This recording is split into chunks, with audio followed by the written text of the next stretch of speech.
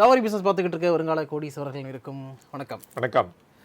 இந்த வீடியோவில் 3 விஷயங்கள் பார்க்க போகிறோம். ஐடிசியோடைய ரிசல்ட் வந்திருக்கு, டிக்ஸானுடைய ரிசல்ட் வந்திருக்கு, அதுக்கப்புறம் ஆஃப்கான் இன்ஃப்ராஸ்ட்ரக்சர் IPO அதை பற்றி நம்ம பார்க்க போகிறோம். அதுக்கு தான் குரு ஜாயின் பண்ணுறார். Let's welcome.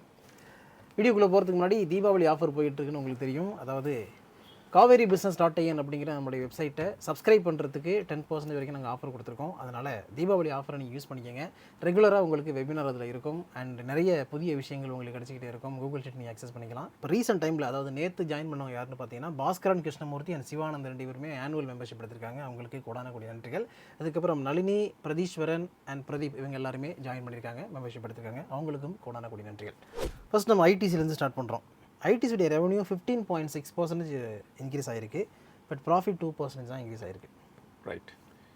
சரி, இதனால் ஏன்னு சொல்ல முடியுமா உங்களால்? ரெவன்யூ இன்க்ரீஸ் ஆகி ப்ராஃபிட் கம்மியாக இருக்குன்னா பெரிய அளவில் இம்ப்ரூவ் ஆகலை அப்படின்னா எக்ஸ்பெண்டிச்சர் அதிகமாக இருந்திருக்கும். அவ்வளோதான். தட் இஸ் இவங்களுடைய இதில் பார்த்தீங்கன்னா இப்பிட்டாவில் பார்த்தீங்கன்னாலே தெரியும் 4% இன்க்ரீஸ் ஆகிருக்கு. அவங்களுடைய காஸ்ட் வந்து அதனால் வந்து இந்த மார்ஜின் வந்து 3.3% டிக்ளைன் ஆகிருக்கு. ஓகே. ஸோ இன்ஃப்ளேஷன் வந்து ஸ்டார்டட் அஃபெக்டிங். இப்போ RBI சொன்னார்ல, நான் வந்து ஏன் இன்ட்ரெஸ்ட் ரேட்டை குறைக்கல அப்படின்னா இன்ஃப்ளேஷன் ரொம்ப ஹையாக இருக்குது, அதெல்லாம் குறைஞ்சாதான் பண்ண முடியும் அப்படின்னு வேறு ஸ்டேட்மெண்ட் கொடுத்துருக்காரு. ஸோ இதுலேருந்து தெரிஞ்சுக்கலாம். ஸோ இதனால் இன்ஃப்ளேஷன் இன்னும் ரொம்ப ஹையாக தான் இருக்குது. அண்டு இன்ஃப்ளேஷன் மட்டும் அதுக்கு காரணம் இல்லை, டேக்ஸும் ஒரு காரணம் தானே, நம்ம அதையும் ஒத்துக்கணும்ல. ஏன் இன்ஃப்ளேஷன் ஜாஸ்தியாக இருக்கிறதுக்கு டேக்ஸும் ஒரு காரணம், அதையும் நம்ம ஆட் பண்ணி ஆகணும். Okay, right. டோட்டல் ரெவன்யூ 20,736 கோடி, 16.7% க்ரோ ஆகிருக்கு இயர் ஆன் இயர். சீக்வென்ஷலாக 12.3. ரைட். எபிட்டா 6,762 கோடியாக இருக்குது, 4.8% க்ரோ ஆகிருக்கு. ரைட்.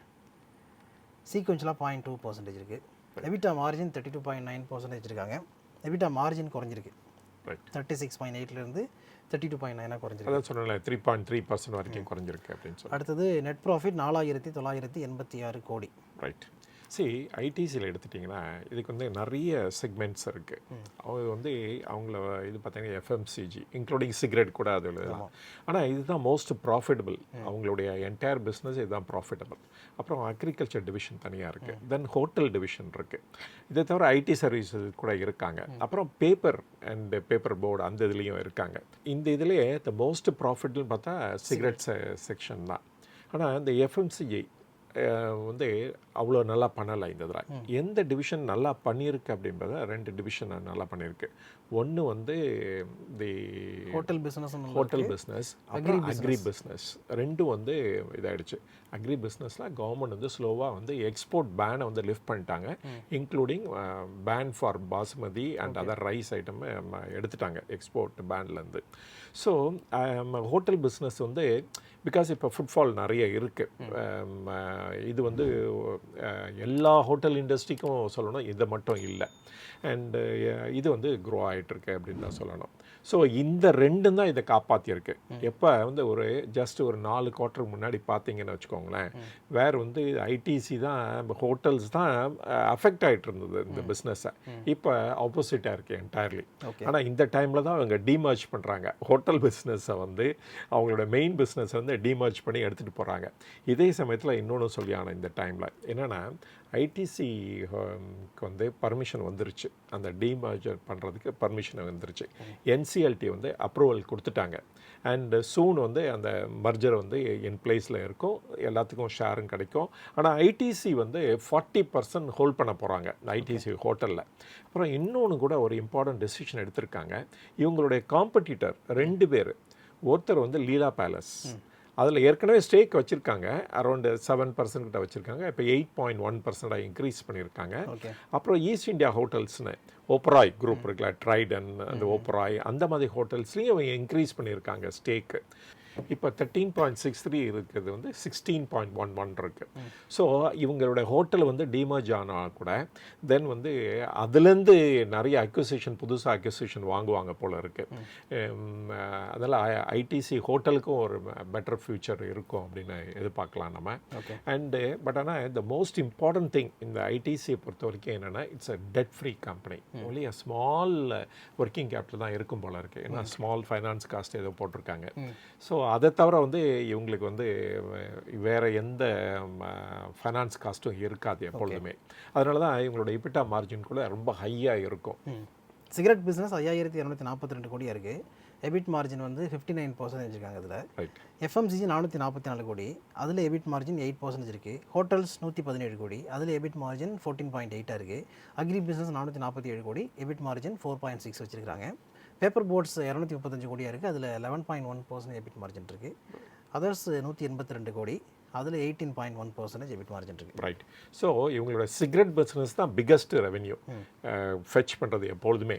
ஆனால் இந்த சிகரெட் பிஸ்னஸில் ஒரு ஸ்மால் ப்ராப்ளம் இந்த குவார்ட்டரில் ஃபேஸ் பண்ணது என்ன அப்படின்னா, பிகாஸ் எல்லா இடத்துலையும் மழை ஜாஸ்தி இருந்தனால இவங்களுடைய அந்த டொபாக்கோ இருக்குது பாருங்கள், அந்த புகையில விலை அது கண்ணப்பண்ணு ஏறிடுச்சு. அதனாலையும் அஃபெக்ட் ஆகிடுச்சு இவங்களுடைய ப்ராஃபிட் மார்ஜின் அப்படின்னு சொல்லணும். அடுத்து டிக்ஸான் டெக்னாலஜி பார்க்குறோம். ரெவென்யூ 11,534 கோடி, 133% உயர்ந்திருக்கு லாஸ்ட் இயர் சேம் பீரியடில். சீக்வென்ஷியலாக 75% குரோ ஆயிருக்கு. எபிட்டா 426 கோடி, 114% குரோ ஆயிருக்கு. எபிட்டா மார்ஜின் 3.7, அது கொஞ்சம் டிப் ஆயிருக்கு. ப்ராஃபிட் 412 கோடி, 263% குரோ ஆயிருக்கு. Right. Profit margin 3.6. Right. So இப்போ பார்த்தீங்கன்னா இந்த டிக்ஸானோட டாப் லைனை இவங்க ட்ரெமெண்டஸாக க்ரோ பண்ண முடியுது. பீங் அ கான்ட்ராக்ட் மேனுஃபேக்சரனால ஈஸியாக வந்து ஆர்டர்ஸும் ப்ரொக்யூர் பண்ணிடுறாங்க. ஆனால் இவங்களோட எபிட் மார்ஜினை பார்த்தீங்கன்னாலும் சரி, இல்லாட்டா நெட் ப்ராஃபிட் மார்ஜின் பார்த்தீங்கன்னா ரொம்ப ஸ்மாலாக இருக்குது, தின்னாக இருக்குது. ஸோ ஒரு 2%, 3% அந்த மாதிரி ரேஞ்சில் இருக்கிறனால நம்ம ஆல்வேஸ் நம்ம என்ன சொல்லுவோம் அப்படின்னா, இது ஹைலி ரிஸ்கி ஏன்னா கம்பெனி டு இன்வெஸ்ட் அப்படின்னு சொல்லிட்டு இருப்போம். ஏன்னா ஒரு ஸ்மால் சேஞ்சஸ் எங்கேயாவது நடந்துச்சுன்னு வச்சுக்கோங்களேன், அந்த ஃபாரின் எக்ஸ்சேஞ்ச் சைட்லையோ இல்லாட்டா இந்த கம்பனண்ட் ப்ரொக்யூர் பண்ணுற டைம்லையோ இல்லாட்டா வந்து செல்லிங் ப்ரைஸில் ஏதாவது ஒரு டிப் இருந்தால் கூட தோ வந்து அந்த OEM வந்து அதை டேக் கேர் பண்ணிப்பாங்க. அந்த இதெல்லாம் இருந்தால் கூட இவங்களுக்கு கொடுக்குற மார்ஜினை கூட கட் பண்ணலாம். அதனால செல்லிங் ப்ரைஸ் குறைஞ்சாலோ இல்லாட்டா ரா மெட்டீரியல் ப்ரைஸஸ் இன்க்ரீஸ் ஆனாலோ இல்லாட்டா ஃபாரின் எக்ஸ்சேஞ்ச் கம்பனண்ட் ஏதாவது வைட் வேரியேஷன் இருந்தாலோ அதனால தான் நம்ம காஷியஸாக இந்த ஸ்டாக்கை நம்ம அணுகணும் அப்படின்னு சொல்லிகிட்டே இருப்பேன் அடிக்கடி. ஸோ அதுதான் ப்ரூவ் ஆகிடுச்சு. பட் ஆனால் இவங்க என்ன பண்ணுறாங்க, இவங்களுடைய மொபைல் ஆப்ரேஷன் இருக்குது பாருங்கள், அதுக்கு வந்து நிறைய கான்ட்ராக்ட் சைன் பண்ணியிருக்காங்க with Xiaomi, then Motorola, then Samsung, அந்த மாதிரி கம்பெனியோட சைன் பண்ணி நிறைய வந்து அவங்களுக்காக மொபைல் வேறு ப்ரொடியூஸ் பண்ணிகிட்ருக்காங்க. எஸ்பெஷலி பார்த்தீங்கன்னா மோட்டரோலாவுக்கு இந்த குவார்ட்டரில் மட்டுமே நியர்லி 1 மில்லியன் ஃபோன்ஸ் பண்ணி கொடுத்துருக்காங்க. அண்டு சென்னையில் கூட இவங்களுடைய ஆப்ரேஷன் ஸ்டார்ட் பண்ணிட்டாங்க. ஸோ இது வந்து ஒரு இம்பார்ட்டன்ட் டெவலப்மெண்ட்டு. அதனால் அந்த டாப் லைன் பார்த்தீங்கன்னா இப்போ ட்ரெமெண்டஸாக க்ரோ ஆகிட்டே இருக்கும். அண்டு நெக்ஸ்ட் இயரில் கூட அவங்க புது ஜாயின்ட் வெஞ்சர்லாம் கமிஷன் பண்ண போகிறாங்க. இப்போ நிறைய கம்பெனிஸ் வேறு அக்வயர் வேறு பண்ணியிருக்காங்க. அதனால் டாப் லைன் நம்ம எக்ஸ்பெக்ட் பண்ணலாம், க்ரோ ஆகிட்டே தான் இருக்க போகுது. பட் ஆனால் நம்ம வந்து அந்த இபிட் மார்ஜினும் அந்த பாட்டம் லைனும் நம்ம கம்ஃபர்டபுளாக இருக்கான்னு தான் பார்க்கணும். இதில் யாராவது ஸ்டேக் எடுக்கணும் இது தான் பார்த்துட்டு அவங்க டிசைட் பண்ணணும் அப்படின்னு நான் ஃபீல் பண்ணுறேன் நான். ஓகே. அடுத்து ஆஃப்கான் இன்ஃப்ராஸ்ட்ரக்சர் IPO பார்க்க போகிறோம். இன்னைக்கு ஓப்பன் ஆகிருக்கு ஆஃப்கான் இன்ஃப்ராஸ்ட்ரக்சர். ரைட். 10 ரூபா வந்து இதனுடைய ஃபேஸ் வேல்யூவாக கொடுத்துருக்காங்க. Right. Price band 440 463. Very good. Fresh issue 1250 கோடி இருக்குது. ஆஃபர் ஃபார் செல் 4180 கோடி இருக்குது. ஸோ டோட்டல் இஷ்யூ சைஸ் வந்து 5430 கோடி. ரைட். ஸோ அகெயின் வந்து இதில் பார்த்தீங்கன்னா ஆஃபர் ஃபார் சேலும் இருக்குது, அதே சமயத்தில் ஃப்ரெஷ் இஷ்யூவும் இருக்குது. அண்டு அமங் இந்த இன்ஃப்ராஸ்ட்ரக்சர் கம்பெனிஸில் பார்த்தீங்கன்னா இது வந்து ரீசனபிளி டூயிங் வெல் அப்படின்னு தான் சொல்லணும் நம்ம. இது வந்து இது யாருக்கிட்டேருந்து இந்த கம்பெனி வருது அப்படின்னு பார்த்தீங்கன்னா, இந்த main promoter of the company யாருன்னு பார்த்தீங்கன்னா பல்லோஞ்சி குரூப். ஓகே. எஸ், அவர் தான் முன்னாடி வந்து டாட்டாவோட சேர்மனாக இருந்தார். And of course for some reason வந்து ஹி வாஸ் சென்ட் அவுட் இதுலேருந்து. பட் இந்த கம்பெனி வந்து இன்ஃப்ராஸ்ட்ரக்சரில் தே ஆர் டூயிங் வெல்னா சொல்லணும். ஏன்னா உங்களோட ஸ்வாட் அனாலிசிஸ், அதாவது strength, weakness, then opportunity and threat evaluate பண்ணி பார்க்குறப்ப இது ஸ்ட்ராங்காக இருக்கிற மாதிரி தான் தெரியுது. ஸோ நம்ம இன்னொன்னா எவாலுவேட் பண்ணி பார்ப்போம் எது வந்து அது வந்து எந்த ஃபேக்டர் வந்து ரியலாகவே ஸ்ட்ராங்காக இருக்குது இல்லாட்ட வீக்காக இருக்குங்கிறத பார்க்கலாம் நம்ம. அதை பேஸ் பண்ணி இன்வெஸ்ட்மெண்ட் டெசிஷனை கூட எடுக்கலாம் அப்படின்னு நான் ஃபீல் பண்ணுறேன். ஓகே. இப்போ ஜூன் 2024 கணக்குப்படி பார்த்தோம்னா அசட்டு 17,184.58 கோடி இருக்குன்னு கொடுத்துருக்காங்க. ரெவன்யூ 3,213.47 கோடியாக இருந்திருக்கு. ப்ராஃபிட் 91.59 crore, அதாவது இந்த குவார்ட்டருக்கு மட்டும். நெட்ஒர்த் 3662.25 கோடி. ரிசர்வ் அண்ட் சர்ப்ளஸ் 3342.52 கோடி வச்சுருக்கதா கொடுத்துருக்காங்க. டோட்டல் பாரோயிங் 3365.1 கோடின்னு கொடுத்துருக்காங்க. ரைட். ஸோ இந்த கம்பெனிலும் பாருங்கள், the issue size also very big. இப்போ வந்து அதாவது ரெகுலர் ஆயிடுச்சு இந்த மாதிரி. இனிமேல் இப்படி தான் இருக்கும்னு நினைக்கிறேன். பெரிய பெரிய இஷ்யூஸ்லாம் வர ஆரம்பிக்கும். அண்டு அதில் வந்து நியர்லி 4,000 crores வந்து ஆஃபர் ஃபார் சேல் தான். ஸோ இந்த ஒரிஜினல் இன்வெஸ்டர்ஸ் வந்து taking money out of the company அப்படின்னு தான் சொல்லணும் நம்ம. ஸோ பட் ஆனால் இவங்க வந்து இருக்கிறது வந்து இன்ஃப்ராஸ்ட்ரக்சர். அதுதான் first strength part of it நம்ம அனலைஸ் பண்ணோம் அப்படின்னா, இவங்க இன்ஃப்ராஸ்ட்ரக்சரில் இருக்காங்க. அவங்க வந்து almost at par with other companies தான் சொல்லும். இந்த இதில் லிஸ்டட் ஸ்பேஸில் பார்த்தீங்கன்னா எல்என்டி இருக்காங்க, தென் வந்து அசோக் பில்ட்கான் கூட இருக்காங்க, தென் வந்து இவங்களோட கம்பீட் பண்ணோம். Of course L and T is a giant அப்படின்னு தான் சொல்லணும். ஆனால் டெட்டில் பார்த்தீங்கன்னு வச்சுக்கோங்களேன், ஆல்மோஸ்ட்டு எல்என்டியோட மேட்ச் பண்ணி தான் இருக்கிறாங்க. இவங்க வந்து இவங்களுடைய டெட் ஈக்விட்டி பார்த்திங்கன்னா 0.6 இருக்குது, பட் எல்என்டிக்கு 0.3 இருக்குது. ஸோ அந்த டெட் சைடில் பார்த்திங்கன்னா it is very strong. But இன்ஃப்ராஸ்ட்ரக்சரில் இருக்கிறனால இந்தியாவில் வந்து இன்ஃப்ராஸ்ட்ரக்சர் டெஃபிசிட் கண்ட்ரி நமக்கு. ஸோ அந்த ஸ்பேஸில் இருக்கிறனால இவங்க வந்து will do very well. But ஆனால் இது வந்து அகெயின் நம்ம எலக்ட்ரானிக் மேனுஃபேக்சரிங் சர்வீசஸ் இருக்குது பாருங்கள், அந்த கம்பெனி மாதிரி தான். இதோட ப்ராஃபிட் மார்ஜின் ரொம்ப ஸ்மாலாக தான் இருக்கும். அண்டு இவங்களுடைய இன்வெஸ்ட்மெண்ட் வந்து ஹியூஜாக இருக்கும். அந்த ரிட்டர்ன் வந்து ஆல்வேஸ் ரொம்ப ஸ்மாலாக தான் இருக்கணும். அண்டு பே பீரியட் பார்த்திங்கன்னா ரொம்ப டிலே ஆகும். ஸோ இதெல்லாம் வித்ஸ்டாண்ட் பண்ணால் தான் இந்த இதில் சர்வைவே ஆக முடியும் நம்ம அந்த கம்பெனி. ஸோ இதெல்லாம் அவங்க ஃபேஸ் பண்ணிட்டு தான் இருக்காங்க. இது வந்து ஒரு இவங்க கம்பெனி வந்து ஸ்ட்ரென்த்துன்னு தான் சொல்லலாம் இதை வச்சு. But a huge amount of money வந்து is going to the promoter, to the promoting companies or to the individual அப்படின்னு தான் சொல்லணும். இது வந்து ஒரு ஸ்ட்ரென்த் ஆஃப் த கம்பெனி அப்படின்னா. நான் வீக்னஸில் பார்த்தீங்கன்னா மெயினாக என்ன தோணுது அப்படின்னா, இவங்க வந்து டொமஸ்டிக்கில் மட்டும் இல்லை ப்ராஜெக்ட் எக்ஸிக்யூட் பண்ணுறது, ஈவன் அப்ராடில் கூட பண்ணிகிட்ருக்காங்க. இந்தியாவில் கூட ஸ்லோ டவுன் ஆகிடுச்சு. Q1 வந்து ஃபார் வேரியஸ் ரீசன், பொலிட்டிக்கல் ரீசன்ஸில் ஸ்லோ டவுன் பண்ணாங்க. அது அப்படியே கண்டினியூ ஆகிட்டு தான் இருக்குது. இப்போ வந்து இன்ஃப்ராஸ்ட்ரக்சர் தான் பிக்கஸ்ட்டு ஸ்லோ டவுன் நடந்துகிட்ருக்கு இப்போ.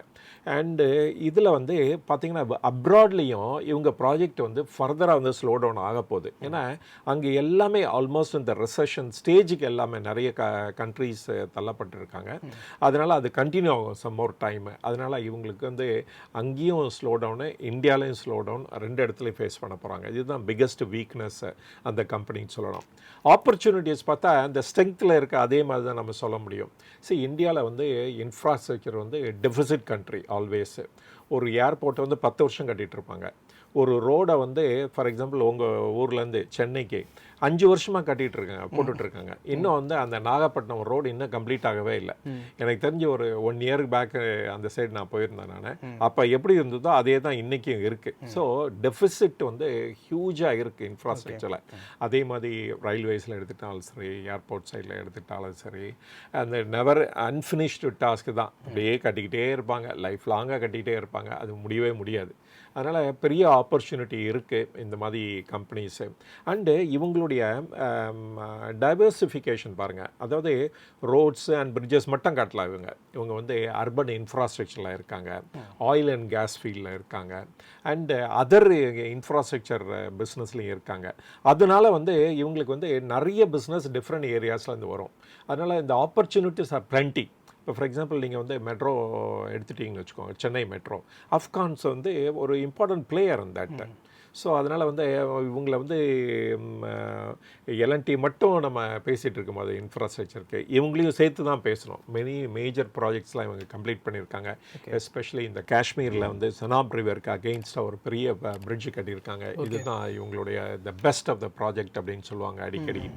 அண்டு த்ரெட்டு எடுத்துக்கிட்டிங்கன்னு வச்சுக்கோங்களேன், அஃப்கோர்ஸ் த்ரெட்டு வந்து அந்த பேசிக்கலாக எங்கேருந்து வரும்னா இவங்களோட காம்படிட்டர்ஸ் ஒரு பெரிய இம்பார்ட்டன்ட் பிளேயர்ஸ். இந்த ஃபீல்டில் எஸ்பெஷலி லைக் எல்என்டி மாதிரி அவங்களோட கம்பீட் பண்ணி ஆகணும் இவங்க. ஸோ அப்புறம் ஒன்மோர் திங்கில் இப்போ கன்ஸ்ட்ரக்ஷன் இண்டஸ்ட்ரி ஆர் இன்ஃப்ராஸ்ட்ரக்சர் இண்டஸ்ட்ரியில் வந்து நல்லா பண்ணலை அப்படின்னா அட்ரிஷன் ரேட்டு நிறைய இருக்கும். இந்த கம்பெனி ஆல்சோ அதே ப்ராப்ளத்தை தான் ஃபேஸ் பண்ணிட்டு இருக்காங்க. நியர்லி 20% வந்து அட்ரிஷன் ரேட்டு இருக்குது. அண்ட் குவார்டர் ஆஃப்டர் குவார்டர் இதை ஃபேஸ் பண்ணிகிட்டே இருக்காங்க. ஸோ இது வந்து ஒரு பெரிய த்ரெட்டுன்னு தான் சொல்லணும். ஏன்னா ஃப்ரெஷ்ஷாக நீங்கள் ரெக்ரூட் பண்ணி ட்ரெயின் பண்ணிகிட்டே இருந்தீங்கன்னா உங்களுக்கு காஸ்ட் டு த கம்பெனி வந்து இன்க்ரீஸ் ஆகிட்டே போயிட்டுருக்கோம். ஸோ இது வந்து ஒரு பெரிய த்ரெட்டு மேஜர் த்ரெட்டு அப்படின்னு தான் சொல்லணும் நம்ம. இந்த ஆஃப்கான் இதில் பார்த்தீங்கன்னா இந்த ஸ்ட்ரென்த் ஆஃப் த கம்பெனின்னு சொல்லும்போது இவங்களுடைய ஆர்டர் புக் தான் இமீடியட்டாக எனக்கு ஞாபகம் வருது. ஏன்னா ஹியூஜ் ஆர்டர் புக் வச்சுருக்காங்க. ஆனால் டிஃப்ரெண்ட் செக்டர்ஸ் அவங்க ஒர்க் பண்ணுற அத்தனை இதுலேயும் great percentage of order book வச்சுருக்காங்க. ஆமாம், ஹையஸ்ட் பர்சன்டேஜ் வந்து underground and elevated metro. That is அதான் சொல்லல, சென்னை மெட்ரோவில் இவங்களுக்கு ஒரு சிக்னிஃபிகண்ட் ரோல் இருக்குது அப்படின்ட்டு.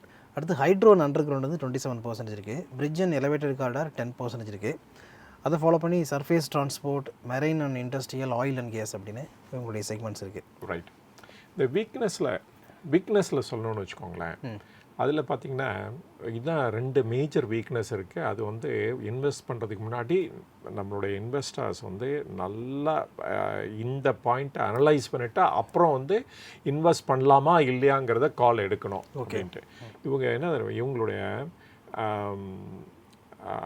ஷேர்ஸ் வந்து 36% வந்து இவங்களோட லெண்டருக்கு பிளட்ஜ் பண்ணியிருக்காங்க. ஓகே. ஸோ ஆனால் அந்த ஐபிஓ வர்றதுனால அதை ரிலீஸ் ஆகிருக்கு அந்த ஷேரு. ஆனால் ஐபிஓ முடிஞ்சு லிஸ்ட் ஆனோடனே திருப்பியும் ரீப்ளட்ஜ் பண்ணோம். இது வந்து ஒரு இம்பார்ட்டன்ட் வீக்னஸ். அவரை வந்து உன்னிப்பாக கவனிக்கணும் இன்வெஸ்ட் பண்ணுறதுக்கு முன்னாடி. இவங்களுடைய குரூப் கம்பெனி ஒன்று கோஸ்வாமி இன்ஃப்ராடெக் வந்து ஒரு 14,500 crore லோன் வாங்கியிருக்காங்க. அது டிஃபால்ட் ஆகிட்டாங்க பேமெண்ட் ஆஃப் இன்ட்ரெஸ்ட்டுக்கு. அது வந்து அமௌண்டிங் டு 1,800 crores. ஆனால் வந்து இவங்க என்ன சொல்லியிருக்காங்க, இந்த ப்ராசிட்ஸ் ஆஃப் த இஷ்யூ வச்சுட்டு அதை ரீபே பண்ணுறோன்னு சொல்லியிருக்காங்க பிஃபோர் December 31st. அதனால தான் இந்த ஆஃபர் ஃபார் சேலில் நியர்லி 4,000 crores வந்து going to the promoters. So இந்த 2 weakness along with one more weakness, global slow down and Indian slow டவுனை கன்சிடர் பண்ணோம் பிஃபோர் இன்வெஸ்டிங் அப்படின்னு சொல்லிக்கிறேன். ஓகே. மெட்ரிக்ஸ் பார்த்தோம்னா ROE 10.55 இருக்குது, ROCE 14.89 இருக்குது, டெட் ஈக்விட்டி 0.91 இருக்குது, ரிட்டர்ன் ஆன் நெட்வொர்த் பார்த்தோம்னா 2.5 இருக்குது, ப்ரைஸ் டு புக் வேல்யூ 4.31 இருக்குது, ப்ராஃபிட் மார்ஜின் 2.85 கொடுத்துருக்காங்க. ரைட்.